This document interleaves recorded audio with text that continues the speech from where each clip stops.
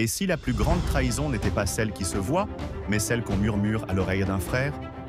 Les ennemis de l'AES n'ont pas besoin de bombes, ils cherchent un traître. Mais face à la division, Traoré, Goïta et Tchiani choisissent l'honneur. Et vous, que choisiriez-vous? Carte de l'AES, drapeau du Mali, du Niger, du Burkina Faso flottant au vent. L'histoire retiendra une date, une alliance, une promesse, celle du Sahel debout. Mais chaque promesse attire ses ennemis. Jusqu'où iriez-vous pour protéger votre frère, votre patrie, votre dignité? 1. Le discours de Traoré. Alerte à la trahison. Voici un extrait du discours de Traoré. Ils veulent qu'un de nous trahisse les autres. Camarades, bonjour. Nous sommes donc au dernier mois du premier semestre de l'année 2025. Je souhaite donc qu'on puisse utiliser ce mois pour commencer à réfléchir aux perspectives du deuxième semestre et voir qu'est-ce qui a marché dans nos administrations et qu'est-ce qui n'a pas marché.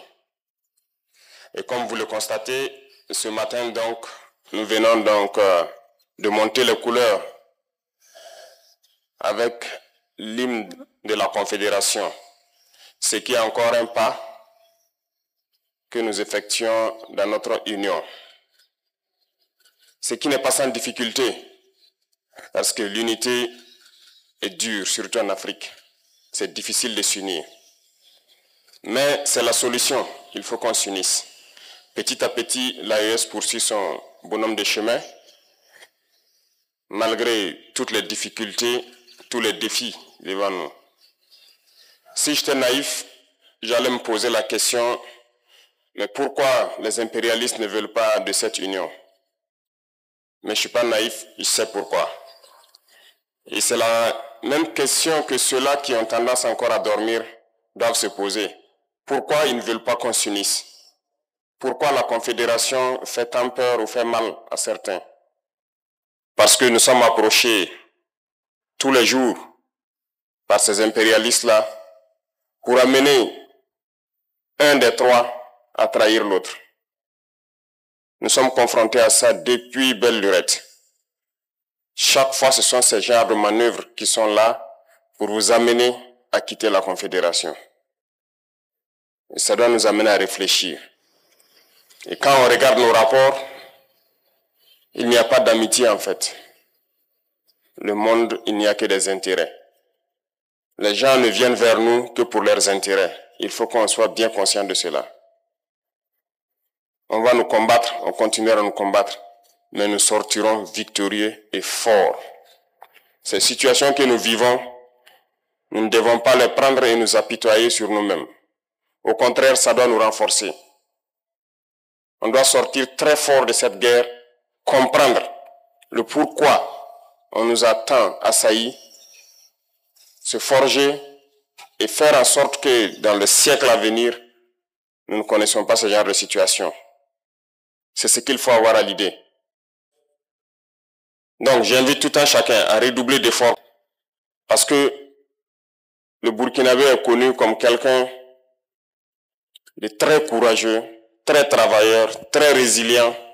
Et ces valeurs-là, nous devons travailler donc à les améliorer. Partout où vous partez en Afrique ou dans le monde ailleurs, vous trouverez des Burkinabés. Et ce sont ces valeurs-là qui qualifient, qui identifient le Burkinabé. Donc, nous devons tout mettre en œuvre pour être des hommes intègres, comme le nom du pays le dit, être des gens courageux, résilients, pleins d'abnégation, et redoubler d'efforts dans tout ce que nous faisons pour le bonheur du Burkina, mais pour le bonheur aussi de notre confédération. Ça, c'est très important.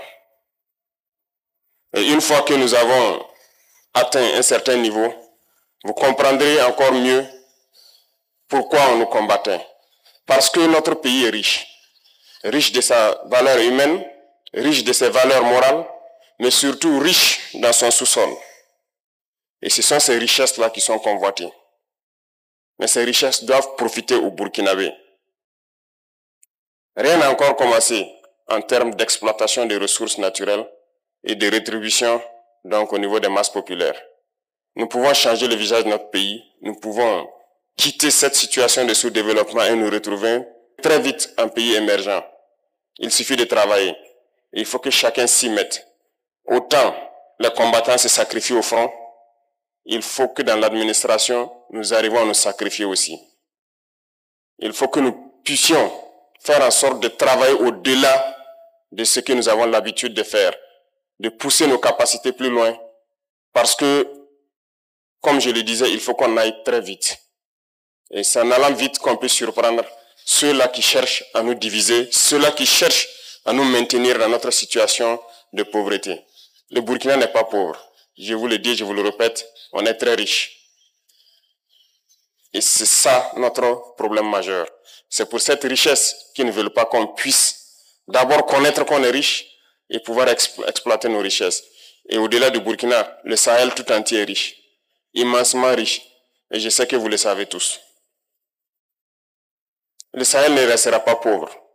Nous continuerons notre bonhomme de chemin, continuer à construire l'AES, à être fort, résilient, faire de l'AES un espace de sécurité totale, pouvoir exploiter convenablement nos ressources et que ça puisse profiter donc à nos masses populaires. Sur ce, je vous invite donc à passer ce message à tous vos proches. Il faut se sacrifier ici à l'arrière dans les bureaux pour pouvoir soutenir ceux qui sont au front. Donc je vous souhaite très bonne semaine, très bon mois de juin et très bonne fin du premier semestre. Et rendez-vous donc dans peu de temps pour affronter le deuxième semestre avec plus d'énergie, plus d'abnégation, plus de courage. La patrie ou la mort, nous vaincrons.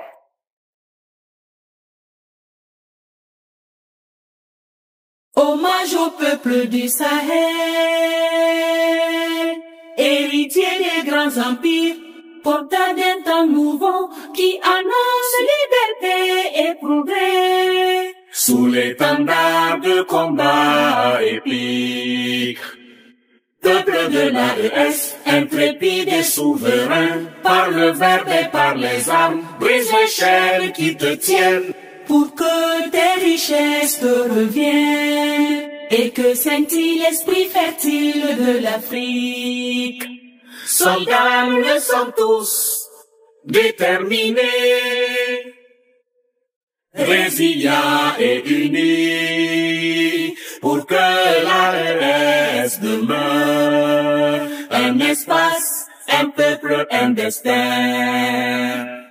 Peuple de l'AES, peuple d'Afrique de ténacité, de sang et de sueur, tu écriras l'histoire pour que fiers de leur passé, tes enfants forgent le présent et bâtissent un monde meilleur.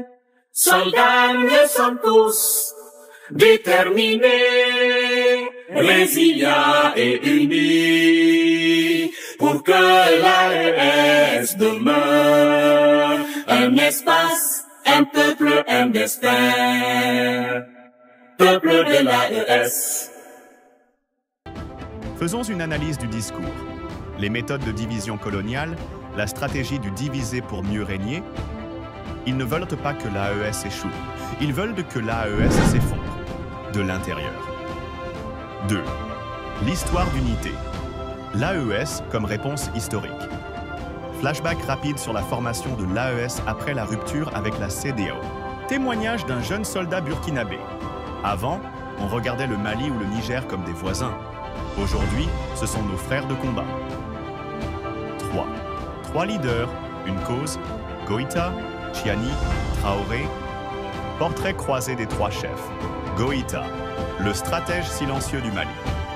Chiani, le gardien du redressement nigérien. Traoré, la voix franche et directe du Faso. Intervention d'un intellectuel africain. C'est une trinité inédite, militaire, patriote et porteur de projets civilisationnels. 4. Une blague pas drôle pour relâcher la tension. Ils disent que les impérialistes ont tout prévu, sauf une chose, qu'un jour, 3 capitaines prennent leur destin au sérieux. C'est ballot, non? En conclusion, sur fond d'image des peuples sahéliens marchant ensemble, les impérialistes ont des armes, des banques et des médias. Mais l'AES a quelque chose qu'ils ne comprennent pas, la loyauté entre frères. Ne laissons personne parler à notre place, pas un, pas deux. mais 3 peuples unis face au monde.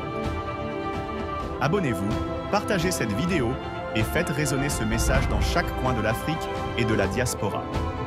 L'unité est notre dernier rempart.